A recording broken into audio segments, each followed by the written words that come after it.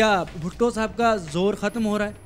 बिल्कुल, भुट्टो साहब का जोर इसलिए ख़त्म हो रहा है, भुट्टो साहब के दौर में इतना मसलन लियारी खुशहाल था, नौकरियां मिलते थे, बिना तालीम याफ्ते को नौकरियां मिल रहे हैं और उसी वजह से आज तक ये लोग काम कर रहे हैं। केपेटी में, पीआई में, कासमपोर्ट में अभी जो लोग मैट्रिक पास है वो पढ़ा लिखा है, अभी नौकरियां नहीं है। क्यों नहीं है? इसलिए हमारे एमपी एमएनए जो है नहीं, वो जो नहीं चाहते हैं कि यहाँ लियारी के लोग पढ़ें या लिखें। ठीक है, असल बात ये ठीक है। एमपी एमएनए नहीं जानते। आपसे पूछूंगा, आप लंदन से आए हैं और जी जी, दूसरी बात यही है कि हमारे एमपी इधर आते हैं नहीं, दाना खाने को इधर आते नहीं, अंडा देने को डिफेंस में जाते। बहुत बड़ी बात कर, आपकी मरकज़ी क़यादत से आप अटैच हैं, थोड़ी बहुत करीब भी हैं, लंदन से आते हैं, तो बताइए क्या समझते हैं? अब तब्दीली आ रही है, पीपल्स पार्टी किस तरह से अपनी जो इसका तशख़्ख़ुस था उसको बरकरार रख पाएगी? नहीं, देखे ना कि पीपल्स पार्टी ने शहीद मोहतरमा बेनज़ीर भुट्टो साहिबा ने दस्तयाब सूरत हाल पर बेहतर लोगों का इंतखाब किया था, क्योंकि मैंने कहा कि पाकिस्तान पीपल्स पार्टी का अपना एक दायरा इख्तियार होता है, बोर्ड की सूरत में बोर्ड फैसला करता है। तो जिस तरह अब मैं ये महसूस कर रहा हूँ और सुन रहा हूँ अवाम की बातें, तो मेरा नहीं ख्याल कि अब की मरतबा ये लोग या टिकट लेंगे या अप्लाई करेंगे। लेकिन मैं लियारी के लोगों को ये यकीन दिलाना चाहता हूँ कि पाकिस्तान पीपल्स पार्टी आज भी उसका वजूद जहाँ कश्मीर के वजूद से है, लियारी के वजूद से भी है। तो जनाब आसिफ अली जरदारी साहब और या बिलावल भुट्टो साहब, वो जो बिलावल भुट्टो साहब के लियारी से लड़ने के इलेक्शन की बात थी जी, वो एक सियासी ज़मरे में बात आ गई थी। ये बात अभी तक फाइनल नहीं है जी, लेकिन मैं ये समझता हूँ कि जब शहीद की पार्टी के चेयरमैन महसूस करेंगे कि लियारी के अवाम पर बड़ी नज़रें हैं, और जिस तरह उज़ैर जान साहब की यहाँ तारीफ़ें हो रही हैं, मुझे खुशी है।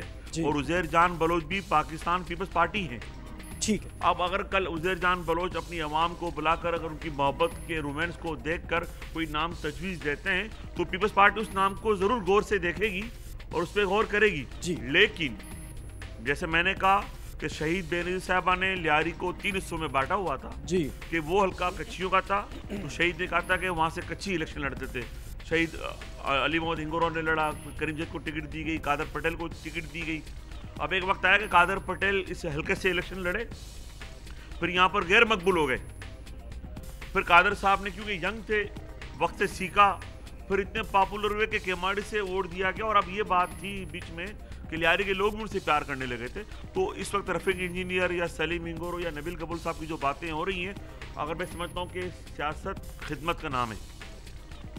आज अगर आप सियासत में अवाम की खिदमत करोगे तो अवाम न सिर्फ आपको अपने कांधों पर पिटाएगी। ठीक है हबीब साहब, थैंक यू वेरी मच। आपने बात की, सियासी बातें बहुत हो गई। पीपल्स अमन कमेटी के ऊपर बहुत संगीन इल्जामात हैं, ना सिर्फ भत्ताखोरी, कत्लो गारतगिरी, कच्ची राब्ता कमेटी के हवाले से बहुत ज़्यादा खबरें आजकल अखबारात में और टीवी चैनल्स पे सरगर्म हैं। वो इनका एक बंदा मारते हैं, सामने से ये उनके 3 बंदे मारते हैं। जफ़र बलोच साहब पीपल्स अमन कमेटी के सीनियर रहनुमा हैं, उनसे मैं पूछूंगा कच्ची राब्ता कमेटी के हवाले से क्या खबरें जो आ रही हैं उसमें कितनी सदाकत है? देखिए जी, यहाँ बंदा मारना और उसके बदले में 3 बंदे मारना, इसमें कोई सदाकत नहीं है। और जहाँ पर इशू कच्ची राब्ता कमेटी की, कच्ची राब्ता कमेटी एक बिल्डर माफिया की कोई बनाई हुई कोई भत्ताखोरी के हिसाब से तंजीम है। वो कोई किसी तरह भी कच्ची कौम को रिप्रेजेंट नहीं करती है। कच्ची कौम का मसला है तो यहाँ बैठे हुए हैं, ये आगरिया साहब बैठे हुए हैं, बुजुर्ग अब्दुल्ला कच्ची बैठे हुए हैं, गाजी साहब ये कच्ची हैं, उस तरह वो हमारे कच्ची भाई बैठे हुए हैं। कच्ची कौम कभी भी ना तासुब परस्त है और ये मिलजुल के हम रहते हैं। कच्ची बोलो तो कशू नहीं है। इशू यहाँ पर ये है कि वो जितने लोग उनके सरबराह बने हुए सारे बिल्डर हैं और उनके भत्ते की लड़ाई है। और इस भत्ते में और कुछ पुलिस के ऐसे अफसरान उनके साथ शामिल हैं जो अपने उस घिनौनी कारोबार को जारी रखने के लिए यहाँ पर ऐसे इशूज़ करा करते हैं और दुनिया को दिखाने। और कुछ जर्द साबत के साफ़ी हजरात बदकिस्मती से उनके इस प्लान में है और उनका ये किसी के पैरोल पर कोई टसल तो चल रही है जफर साहब, कोई टसल तो चल रही है जिसकी वजह से इतना ज़्यादा जो है ये इशू को उठाया गया है कच्ची राब्ता कमेटी और पीपल्स अमन कमेटी के दरमियान। ठीक है, मैंने पहले आपसे कहा पीपल्स अमन कमेटी कोई इसका नहीं है सिलसिला। कच्ची राब्ता कमेटी एक आपको मैंने बताया कि एक तंजीम है जिसका काम वो ब्लैकमेलिंग करना, तो किसी न किसी हवाले से वो अपने काम में लगे हुए हैं। आप उनको रोक रहे हैं? जी देखे जी, हमने उनको एक्सपोज किया है, हमने रोका नहीं है, क्योंकि कोई किसी को रोकना स्टेट का काम है। हमारा पब्लिक का काम ये है कि किसी के भी जुर्म को उसको एक्सपोज करना। और इस दौर में ज़रा उनके साथ कुछ और ऐसे लोग हैं, मैंने आपको बताया ना, कुछ हमारे चंद ऐसे जर्द साबत के हजरात भी हैं, कुछ पुलिस के ऐसे अफसरान हैं जिनकी दुकानदारियाँ उनके लेटर हेड से चलती हैं।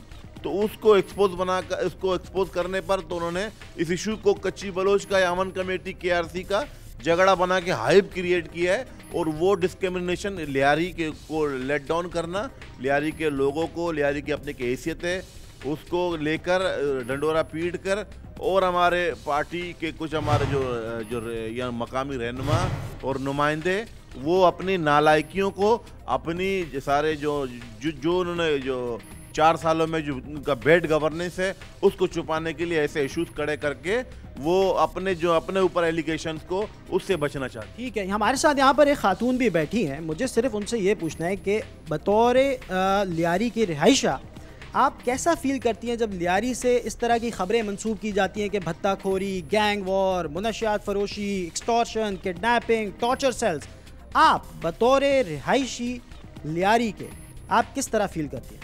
सबसे पहले मैं ये कहूँगी ऐसा कुछ भी नहीं है। जब ऐसे इनके बैड यानी कि न्यूज़ जब आते हैं बुरे इनके गलत, तो बुरा लगता है कि लियारी में ऐसा कुछ भी नहीं है। इनके बेवजह में डिस्टर्ब करते हैं, कभी रेंजर्स के रूप से, कभी बत्ताखोरी के रूप से, क्योंकि इस तरह हमारे तालीम से हम डिस्टर्ब होते हैं, जॉब से डिस्टर्ब होते हैं। यानी कि हमारे MNA MP ये नहीं चाहते हैं कि लियारी में एक नया नाम गूंज रहा है, नए नाम की इनकी पहचान से। इसीलिए शुक्रिया, आपने बहुत अच्छा जवाब दिया, बड़ा सियासी जवाब था आपका। सियासत में शायद कोई करियर भी हो, लेकिन ऐसा कैसे हो सकता है कि इस तरह की खबरें आती ही रहें जबकि कोई ग्राउंड पे कोई ऐसी बात ना हो? अब जो मीडिया है वो इस तरह का नहीं है, सिर्फ खबर आती नहीं है, खबर दिखाई भी जाती है और इस तरह के बॉम्ब ब्लास्ट भी दिखाए गए हैं।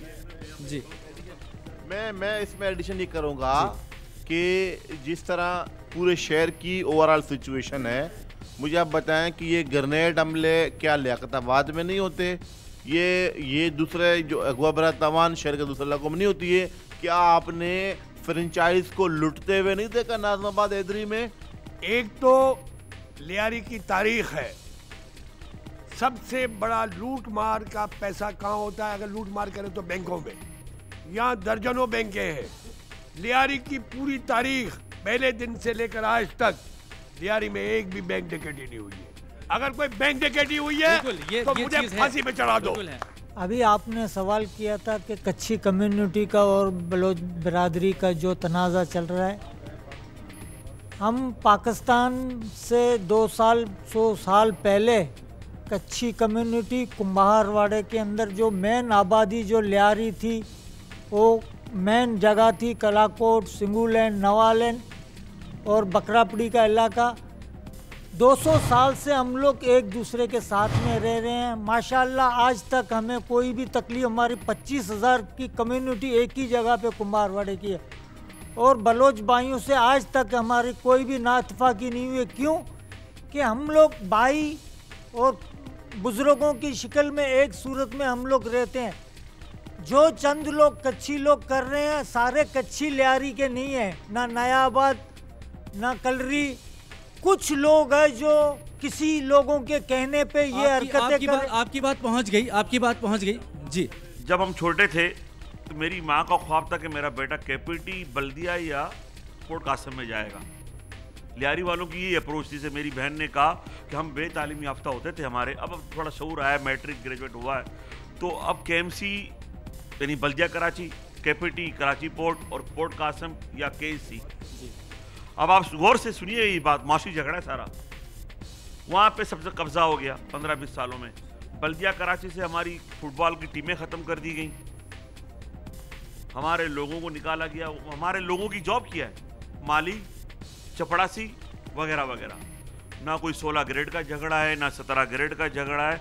आपको याद होगा अल्ताफ साहब एक ज़माने में कहते थे कि मेरा कोई डिप्टी कमिश्नर नहीं, मेरा कोई DSP नहीं। आज लियारी वाले कहते हैं कि ना कच्ची है, ना बलोच है, ना सिंधी है। हमारे निज़ारों में हमारे लिए गेट बंद कर दिए गए। एक तो वो मामला था।